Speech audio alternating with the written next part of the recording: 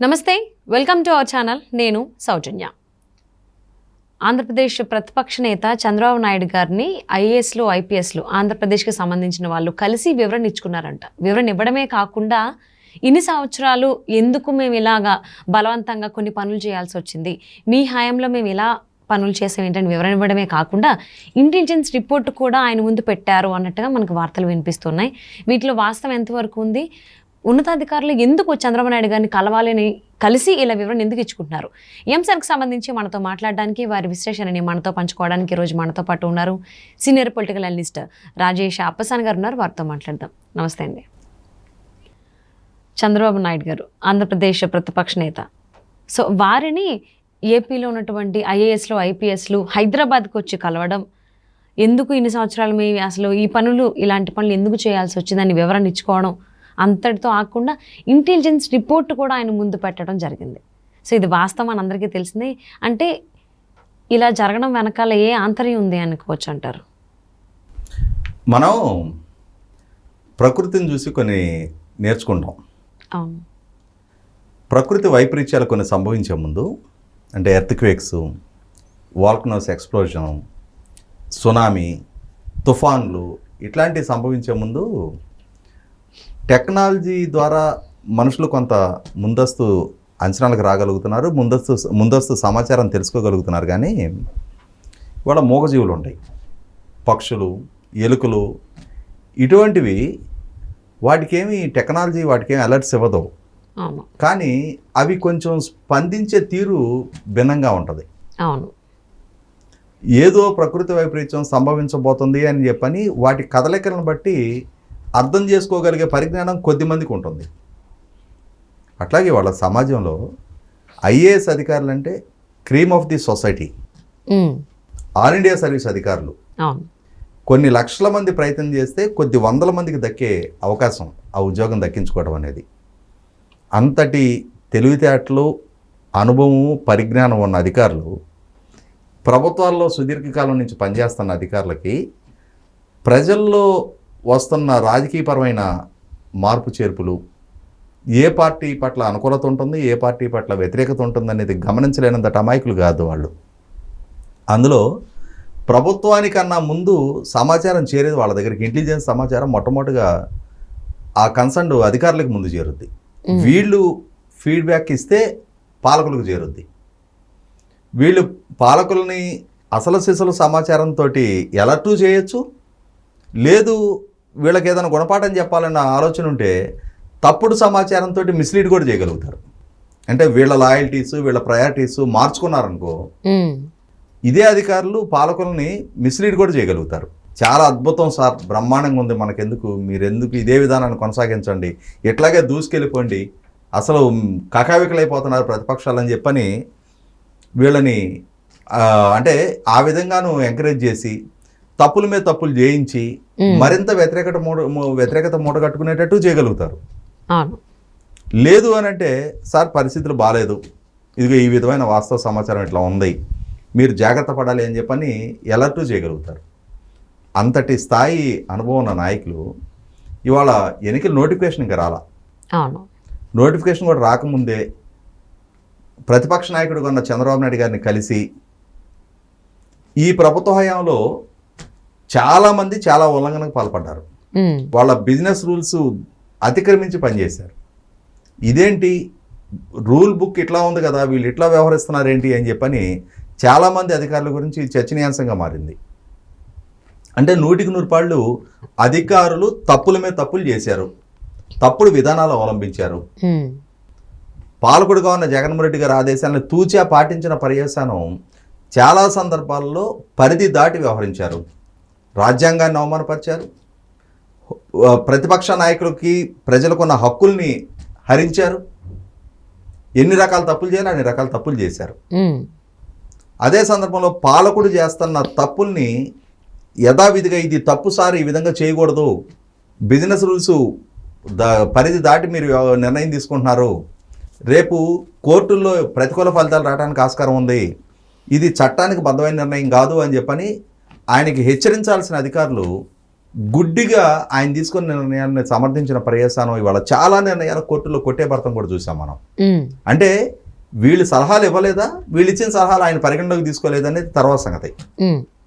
కానీ ప్రభుత్వ పాలన తప్పుల మీద తప్పులు చేసుకుంటూ వెళ్ళింది కాబట్టి వందల కేసుల్లో ప్రభుత్వానికి వ్యతిరేకంగా తీర్పులు రావడం జరిగింది. ఇటువంటి సందర్భంలోనే లోకేష్ రెడ్ బుక్ అని చెప్పని ఒక బుక్ మెయింటైన్ చేస్తున్నాడు ఈ మధ్య.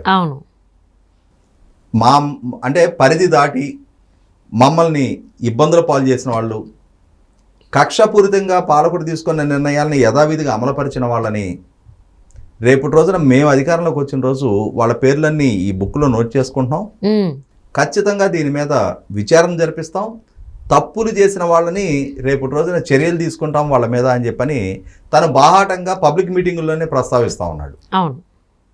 సో ఇక్కడ చంద్రబాబు నాయుడు గారి నైజం గురించి అందరికీ ముందు నుంచి తెలుసు. ఆయన పెద్దగా కక్ష సాధింపు ధోరణులు ఇటువంటి వాటికి ప్రాధాన్యత ఇచ్చే నాయకుడు కాదు.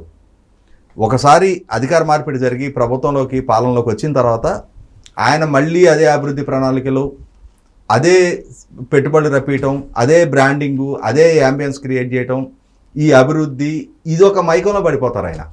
కానీ ఇప్పుడు లోకేష్ రూపంలో ఒక థ్రెట్ కనిపిస్తుంది వాళ్ళకి. కాబట్టి ఖచ్చితంగా అధికార మార్పిడి జరగబోతుందనే సంకేతాలు వాళ్ళకి చాలా బలంగా ఉన్నాయి.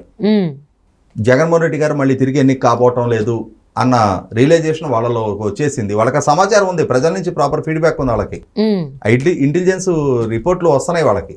కాబట్టి వాళ్ళు వాళ్ళ కెరీర్ని వాళ్ళు కాపాడుకోవాలి. అదే సందర్భంలో ప్రతిపక్ష పార్టీ రేపు అంటే 2019కి ముందు జగన్మోహన్ రెడ్డి గారు ప్రతిపక్ష నాయకుడిగా ఉన్నారు, చంద్రబాబు నాయుడు గారు అధికారంలో ఉన్నారు. ఇవాళ పాత్రలు మారని, రేపు మళ్ళీ పాత్రలు మారతాయి. ఆ మారబోతున్నాయి కాబట్టి వీళ్ళు ముందు జాగ్రత్త పడదలుచుకున్నారు. వెళ్ళి ఒకసారి ఆయన కలిసి వివరణ ఇచ్చేసుకుంటే అయిపోద్ది. లేకుంటే శాంతం ప్రజల నిర్ణయం వెలువరిన తర్వాత వాళ్ళు అధికార బాధ్యతలు చేపట్టిన తర్వాత ఆ రోజు వాళ్ళ ప్రయారిటీస్ వాళ్ళకు ఉంటాయి. మనం వెనకబడిపోతాం కదా. మన మీద ఇవాళ జగన్మోహన్ రెడ్డి గారు తీసుకున్న నిర్ణయాలను యథావిధిగా అమలుపరిచిన పర్యవసానం ఇవాళ మనం నింద మోస్తున్నాం కదా, మనం బాధ్యులం కదా అని చెప్పని ఆ రియలైజేషన్ వాళ్ళలో ఉంది. కాబట్టి వాళ్ళు చంద్రబాబు నాయుడు గారిని కలిసి వివరణ ఇచ్చుకోవడం జరిగింది. ఇక్కడ మనకి అంటే చాలా కీలకంగా అర్థమవుతుంది ఏంటి అంటే, ఆ స్థాయి అధికారులకి ఉన్న సమాచారం యాక్యురేట్ సమాచారం అది. అంటే ఆంధ్రప్రదేశ్ రాష్ట్రంలో రేపు రాబోతున్న ఎన్నికల్లో ఎటువంటి ఫలితాలు రాబోతున్నాయి అనేది వాళ్ళు ముందుగానే పసిగట్టారు. వాళ్ళకి అసలు సిసలైన అథెంటిక్ సమాచారం వాళ్ళ దగ్గర ఉంది. ప్రభుత్వ ఇంటెలిజెన్స్ రిపోర్ట్స్ లేదు, ఇంటెలిజెన్స్ రిపోర్ట్స్ కూడా తప్పులే అనుకుందాం, కానీ దిగు స్థాయి ఉద్యోగుల నుంచి వాళ్ళకి ప్రాపర్ ఫీడ్బ్యాక్ ఉంటుంది. ఇవాళ ప్రజలతో మమేకమై ఉంటారు ఉద్యోగులతో వీళ్ళు మమేకమవుతూ ఉంటారు ప్రతిరోజు. కాబట్టి వాళ్ళకి సమాజంలో అంతర్భాగమే, అధికారులు ఎక్కడి నుంచో దిగిరాలేదు కదా. కాబట్టి ఏంటంటే ఇవాళ జగన్మోహన్ రెడ్డి గారి పరిపాలన ఎట్లా ఉంది, ఆయన తీసుకుంటున్న నిర్ణయాలు ఎట్లా ఉంటున్నాయి, ఆ ప్రభుత్వం ఎంచుకుంటున్న విధానాలు ఎట్లా ఉంటున్నాయి, వాళ్ళు ఏ విధమైన వైఖరి అవలంబిస్తూ ఉన్నారు, ప్రజల నుంచి ఎటువంటి స్పందన వస్తూ ఉందనేది వాళ్ళకి సమాచారం వాళ్ళ దగ్గర ఉంది. కాబట్టి వాళ్ళు ముందు జాగ్రత్త పడదలుచుకున్నారు. చంద్రబాబు నాయుడు గారిని కలిసి ఆ వివరణ ఇచ్చుకునే ప్రయత్నం చేస్తున్నారు.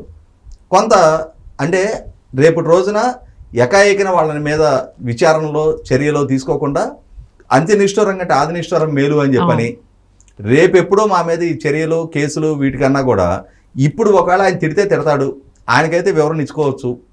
రేపు లొకేషన్ ఫేస్ చేయాలంటే కష్టం. రేపు అధికార మార్పిడి జరిగిన తర్వాత వాళ్ళు పూర్తి స్థాయి పదవులు హోదాలు దక్కిన తర్వాత వాళ్ళు నీళ్లలో ముసలుగా మారిపోతారు. ఆ రోజు కన్నా ఇవాళ ప్రతిపక్షంలో ఉన్నప్పుడే వెళ్ళి వాళ్ళని కలిసి ఆ వివరణ ఇచ్చేసుకుంటే కొంతైనా ఆ గ్రావిటీ తగ్గుద్ది, మన మీద ఆ కోపం ఇంటెన్సిటీ తగ్గుద్ది. కాబట్టి ఆ ప్రయత్నం చేద్దామని చెప్పని ఆ లౌక్యం కలిగిన ఉద్యోగులు కొంచెం ముందు జాగ్రత్త పడ్డారు. సో 100% వాళ్ళ ప్లాన్ వర్కౌట్ అవుద్ది. ఎందుకంటే వాళ్ళు ఫేస్ చేసిన చంద్రబాబు నాయుడు గారిని. సో ఎవరికి వాళ్ళకి సెన్సెస్ బాగా ఉంటాయి కాబట్టి ఏదో ప్రమాదం వచ్చిన తర్వాత అనే బదులు ముందుగానే కొంచెం జాగ్రత్త పడితే, సరే ఇది మేము కావాలని చేయలేదు, చేయాల్సి వచ్చింది, తప్పక చేయాల్సి వచ్చింది, ఆ వివరణ ఇచ్చుకుంటారు. ఎందుకంటే పాలకుల ఆదేశాలు మేము యథావిధిగా పాటించాల్సి వచ్చింది, మాకు తెలుసు సార్, ఇవన్నీ చేయకూడదని తెలుసు సార్, మేము చెప్తానే ఉన్నాం సార్, ఆయన వినలేదు సార్. ఇంకా చంద్రబాబు నాయుడు గారు కూలైపోతారు. ఇంకా ఆయన సంగతి అందరికీ తెలిసిందే కదా. కాబట్టి ఏంటంటే నేను ఇందాకంది అదే, అంత్యనిష్ఠూరం కంటే ఆదినిష్ఠూరం మేలు అని చెప్పని ఒకవేళ ఒక మాట అన్నా ఇప్పుడే అనేస్తారు ఆయన. రేపు చర్యల దాకా వీళ్ళ కెరీర్లు పణంగా పెట్టబడే పరిస్థితి, వీళ్ళు బాధ్యులుగా మారే పరిస్థితి, వీళ్ళు విచారణలు ఎదుర్కొనే పరిస్థితి. ఎందుకంటే ఇప్పుడు చంద్రబాబు నాయుడు గారి మీద, లోకేష్ మీద వరుసపెట్టి కేసులు నమోదు చేస్తూ ఉన్నారు కదా. శ్రీకాకుళం జిల్లాలో అచ్చెన్నాయుడు గారి దగ్గర నుంచి మొదలుపెట్టి తెలుగుదేశం శ్రేణులు ప్రతి ఒక్కళ్ళ మీద కేసులు నమోదు చేస్తూ ఉన్నారు కదా, జైలు పాలు చేస్తూ ఉన్నారు కదా. వీటికి అన్నిటికీ బదులు తీర్చుకోవాల్సిన అవసరం ఉంది. ఖచ్చితంగా తగిన గుణపాఠం చెప్పాలని చెప్పని శ్రేణుల్లో కూడా చాలా కసి ఉంది సార్, చాలా కసి ఉంది. ఆ కసి ఉన్న నేపథ్యంలో రేపు అల్టిమేట్ గా విక్టిమ్స్ ఎవరవుతారు? వీళ్ళే బాధ్యులుగా మారుతారు. ఎందుకంటే వీళ్ళు తీసుకున్న చర్యలు, ఇవాళ వీళ్ళు అమలు చేసిన విధానాలు, వీళ్ళు ఈ విధమైన అతిక్రమణకు పాల్పడున్నారు. 100% రేపు రోజున వీళ్ళు లైబుల్ అవుతారు. కాబట్టి ఇవాళ ఆ జాగ్రత్తలు పడదలుచుకున్నారు. డెఫినెట్గా చంద్రబాబు నాయుడు గారిని కలిసి కొంత సానుకూల దృక్పథం ఏర్పరచుకొని ఉంటారు. రేపు అల్టిమేట్గా ఈ ఎలక్షన్స్ తర్వాత ఏం జరగబోతుంది అనేది ఒక బలమైన సంకేతం ఇప్పుడు ప్రజలకు అందించేసినట్టే. ఇటువంటి వీళ్ళు ముందుగా వీళ్ళు కలవటం అనేది వాళ్ళు ఖచ్చితంగా ప్రజలకు కూడా ఒక సంకేతం ఇచ్చేసినట్టే. అవును.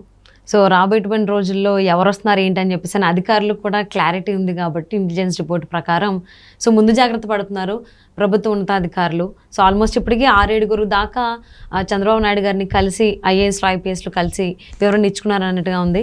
సో ఇప్పుడు దాకా వైసీపీ నాయకులు మాత్రమే కలిసేవాళ్ళు, కలవాలని చూసేవాళ్ళు, చంద్రబాబు గారిని కానీ కావచ్చు, లోకేష్ని కావచ్చు. సో ఇప్పుడు ఉన్నతాధికారులు రావడం ఇప్పుడు 6-7తోనే మిగిలిపోతుందా, లేకపోతే ఇంకా చాలామంది చంద్రబాబు గారిని కలిసేటువంటి అవకాశం ఉందని చూద్దామండి. Thank you so much for spending your valuable time with us, Rajesh గారు.